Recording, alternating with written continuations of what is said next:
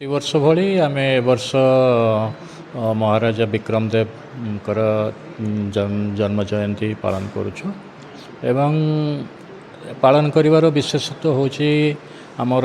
ओडिशार प्रगति पाई एवं ओडिशार शिक्षा व्यवस्थार प्रगति केवल ओडिशा न ओडिशा आंध्र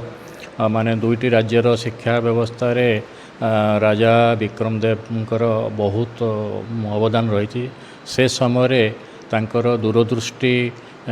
जोगु आज आम यही अनुष्ठान रे अच्छु एवं सेठी केवल आमर विक्रम देव यूनिवर्सिटी नुहे आंध्र यूनिवर्सिटी एवं ओडिशार जो अन्यान्य शिक्षा अनुष्ठान अच्छी ता प्रति राजांकर बहुत अवदान रही एवं सार से आमको गोटे इन्स्पिरेशन मिलूँ जे केवल आम आमपाई चिंता नकरी आम जदि आमर देश समाज पाई चिंता करिबा ताहले आमे आमर देश को आगो को नहीं पारिबा आम राज्य को आगो को नहीं पारिबा एवं आम समाज रे बहुत प्रगति हबो तांकर जो चिंताधारा सेटा जदि आमर पिला मानकर चिंताधारा रे प्रतिफलित हेबो निश्चिंत भाव में आम आम समाज को आगू नहीं पारिबा तेणु से दृष्टि आम प्रतिवर्ष यहाँ पालन करुचु एवं यहाँ आमर तांको प्रति श्रद्धांजलि तांकर